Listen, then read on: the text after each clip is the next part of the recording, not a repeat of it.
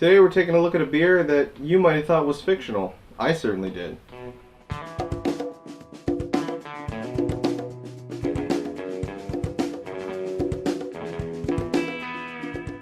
Hey guys, welcome to Cirrhosis Safari. An uneducated perspective on beer reviews. I'm Jake. I'm Zach. This is St. Pauli Girl. Oh yeah, it is. Yep. Oh yeah, it is. Have you ever had St. Pauli Girl? Nope. I've never had it either. It's from Germany, right? It is, well, sort of from Germany. This is imported. It's a bit of a weird thing. I'm gonna explain it. Are you ready to head into that beer education so I can explain this? Yes. So this is St. Pauli Girl. This is 4.9% alcohol by volume, even though they do round to 5% on the bottle itself, and 18 IBUs. So this is from St. Pauli Brewery, but it's the German word for brewery, so it's like Brauerei. Brauerei. But it's St. Pauli Brewery, but it's distributed by Anheuser-Busch, and it's only brewed. It's brewed in Germany, but it's only brewed for imports, so it's not sold in Germany. Okay. This is like, it just happens to be brewed there, which is a bit weird. Yeah. Now, information was a little scarce on this because the official site for this has been taken over by malware.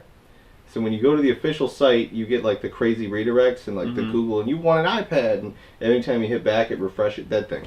So I had to kind of go off secondary sources. As far as I could glean, the really only interesting thing about this beer is that it's brewed according to the German purity laws of 1516, which are these laws that said that beers can only contain water, hops, and I believe malt. Okay. And that's it. One interesting thing is that there were some people commenting who said this does not actually follow those laws because they use an activated version of yeast in this. And activated yeast is not allowed within those laws. But it's like 98% within the laws, so it's like close enough. That law was established a ridiculously long time ago. Yeah, 1516. Yeah. So that's absurd. They expect us to follow that now. Exactly. Not a real law. But essentially there's no additives is the point. Yes. There's no additives. No adjuncts, no.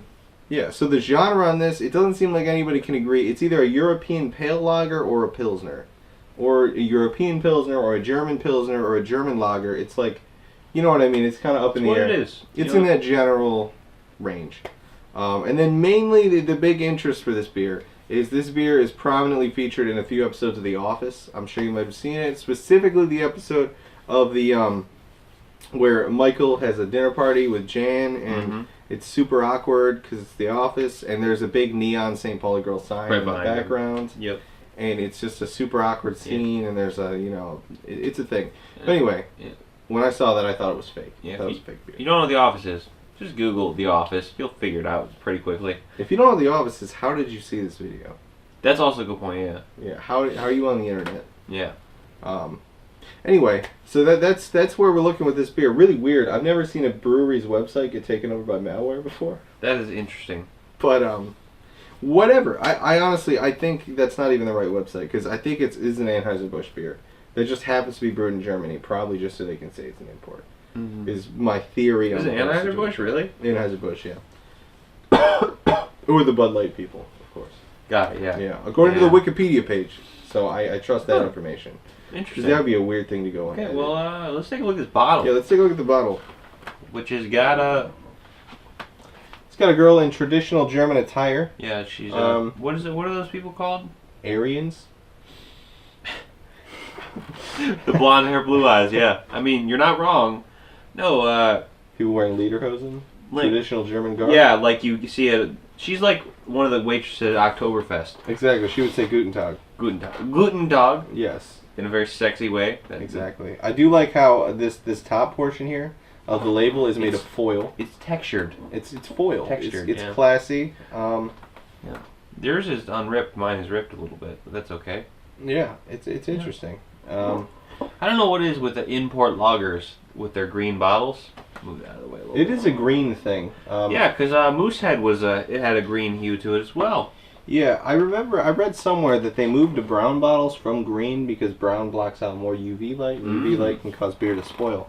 But I guess, since these are more like traditional beers, it makes sense that they would keep with the traditional. Yeah. I gotta say the fact that there's no printing on the glass itself makes me think this beer may be a bit lower quality. Yeah, because you can't beat the printed on the bottle. Printed on the glass itself that's intense. This just has labels. They know what they're doing, people. Another thing that annoys me is in the label right here, There's a little check of white up there in the top corner, so someone messed up on that. Is it all of them? Oh, it's all of them. Yeah. Yeah, you see that? That's just like a printed thing. It must Yeah, have been like a that's- whole line of printer films. I would call that a know. hashtag But, mistake. as this rolls around to you, you can see the little nick taking out sort of some of the same Pauli Girl. It's a little Yeah, unfortunate. well, it's foil, so it's a little fragile. Yeah. Okay. Well, let's crack these open. Yeah, let's crack them open. Let's Shall do we? it. And we'll put this one on the rotator instead of that, because this one doesn't have that nick. You are, sir. Thank you. Oh, that's very pale. I'm gonna go with European Pale Lager on this one. I think I'm gonna agree with that on that one. Okay. Right off the bat, the head is. It's the only lager I can compare to this because we've only had a couple lager. We only had one other regular lager. So. Have we already? Yeah, because the only other lager we've had besides Moosehead is the Christmas lager, I believe. Christmas lager. Not Christmas lager. It was where is it at? Well, we've had PC Pils, which is because Pilsner is technically a subcategory of lager. So we've had that. The Sam Adams. That's what I'm thinking of.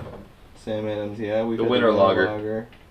But That was spiced, so I don't really count that in the same. Yeah, I don't count that at all. I think more macro. These are more macro-y. Yeah. PC Pils is probably the closest competitor. That's not a lager though. It's Pilsner though. Pilsner is a subcategory lager. That's true. That is very You true. know. Okay. Well, Let's give it a sniff. smelly smell. Stinky. Yeah, it's got that Mooseheady quality to it. But it's not as strong because as soon as you crack open the Moosehead, you get it. But this one's a lot more subtle. A lot more subtle. This one's less musky. It's got a little bit of skunk to it, but not like the beer's gone bad. It's just like It doesn't smell like a moose's balls. there's some kind of like a slight animalistic Yeah, pheromone smell to it. moose balls. Moose balls. Moose balls. Yeah, It must be a moose balls. All right. moose balls. Are you ready to give it a taste? I am. Let's do it.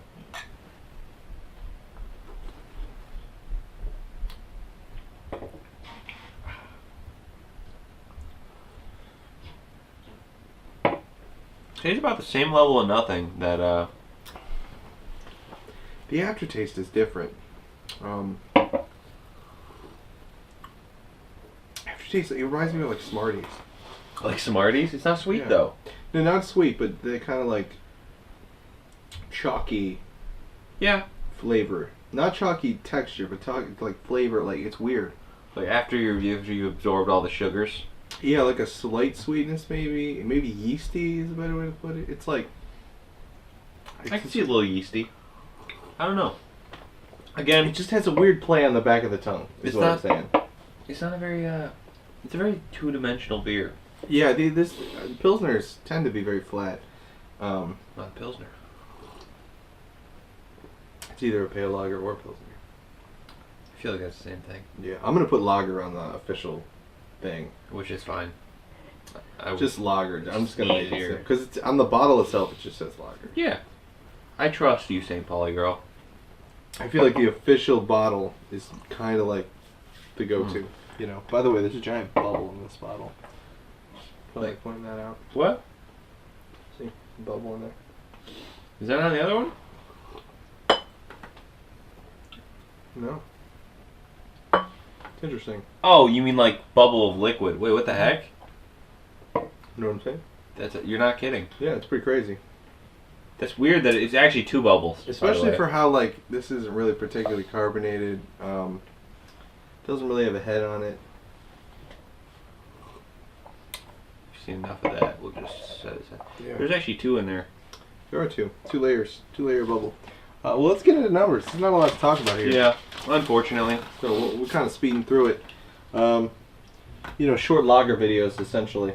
Look, Just not a lot going on. Look, it's fine. it's like identical to Moosehead almost. Oh yeah, almost. I do Moosehead's feel like a little- Moosehead was better. It's a little shimmier. It's a little shinier. Yeah, but it's like a 6. What do we? Moosehead was Moosehead was a 6. so it's a 5 for me. Yeah, I think it's a 5. It's less actually. than Moosehead, It's less than Moosehead. but it's so close that it's hard to tell. It is very up like next to each other. It'd be different. Oh God, I'd be like, wait a minute. Yeah, this doesn't have quite the gemstone quality to it. It's still very clear, but there's something about it that's just like Yeah. doesn't have that sheen. You know what I Mhm. mean? Doesn't have that perfect Now that's for head. So that's next, right? Or head. the Yeah, head's smell? next, which is a 1, I think. Yeah, it's a 1. Yeah, the head's rough. The smell, It's not that good. It's better. I think it's a 5. I think it's a 5. I think it's a 4. It's pretty generic. Oh, I don't really get much any bad. Well, I have a little bit of a stuffy nose. Yeah, I get And a also- little negative and mostly nothing. So 4. I'm going 4. You Oh. can go. You can go 5. Let me take another evaluative sniff. I'm still staying with 5. 5. I'm okay with that. There's no negatives to me. That little bit of a skunkiness, it's like it gives it some kind of depth almost. Okay. It's almost negative depth, but it's Not quite. no, not quite. All right. So the mouth feel.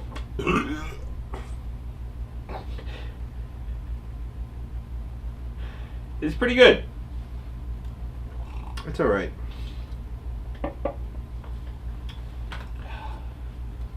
It's very liquidy. Very, Um, wow, great observation there. I mean, it's not dry. No, I get There's you. no I got like. you. It's very wet. It's a wet beer. It's a wet beer. Because you got that dryness with the Moosehead. This is more of a wet beer. Mm-hmm. A lot of liquid in my mouth. I'm gonna say Pretty good. I'm gonna go 7. I think because it's not like there's I'm gonna give nothing it 7. special. I still think the Moosehead was better I agree. because my palate is extra moist. I am salivating because of this. Yeah. So you're going 7 too? Uh huh. Okay. And then taste. How does it taste? It's a 6. 6 for me. I think it's a 6 too. It's okay. Yeah, it's nothing phenomenal, but better than average. Yeah, we're gonna 6 it up. Mhm. So, all right. So, you know, what is the one word for this? Where are you going here? Man, I'm lost for words. See, I'm gonna say expected. Yeah, honestly, This is not. This is exactly what I thought it would be, and it didn't surprise me at all. you know, It didn't blow me away. these two are my new standard. If I see a green bottle with lager on it, I'm gonna assume it's gonna taste like Exactly. this. I bet Heineken tastes just like this too. Oh, Never probably. had Heineken. Yeah, neither But, have I. By the way, we need to do Rolling Rock for the Easter special. Oh. But anyway. Yeah. Yeah, it's expected. Really. Yes, it is. There's nothing exceptional about it, but it's a perfectly passable pale lager. Mhm. You know, it's like I agree with you on that. this is similar to Moosehead. This isn't as good as Moosehead, I'd say, but it's still like a step up from a standard macro. Yeah, but like a little bit. Yeah, Just a little bit. it's less of a step up. You know, this is like a half step. Moosehead was a full step up. This is like a half a step up. Yeah, okay, so No. now where would you drink this? Where would I drink this? I bet this would be good at like a kind of like what's featured on the bottle, like an outdoor beer festival. I bet if you could drink this in like 64-ounce quantities, 64 ounce like quantity. a huge jug. Or like a like giant a- boot, Yeah, out in like a garden with a bunch of people. a garden. Yeah, you know they're always outside. Yeah, I don't know about garden though. Not a garden. No. What would you call it? Like a A park? venue. Like a Outdoor park. venue. A lot of trees. Yeah, it's got to have some greenery because it requires greenery, especially with that green bottle. Yeah, to match the bottle. Oh yeah. That kind of situation. Honestly, this is an anywhere. This is like I feel like lagers in general are kind of an anywhere beer. They're really multi-purpose. Yeah. They're really 'Cause multi-purpose. they're hearty, but they're also very thin. I agree. Like they have a hearty flavor, but they have a very thin consistency, Mm-hmm. the clarity, and they're not very carbonated. So they're They're high in drinkability. yeah. And ease of drinking Mhm. essentially is kind of the focus here. So I mean, this is an anywhere beer for me as well. I think that's what I said something about anywhere for the last one. Yeah, I'm gonna say it's pretty anywhere. It's an beer. Anywhere you can drink. You could honestly Yeah. drink this anywhere. You could drink any beer anywhere, but this one is acceptable anywhere. I agree. I agree. Any sort of drinking occasion / event, this would be a good choice. Oh yeah. I mean, there's definitely a lot of better choices, but this would be a fine choice. Because because I see that the bottle and I think I want to say Oktoberfest, like at an October festival. Mm-hmm. Not October festival, an Oktoberfest.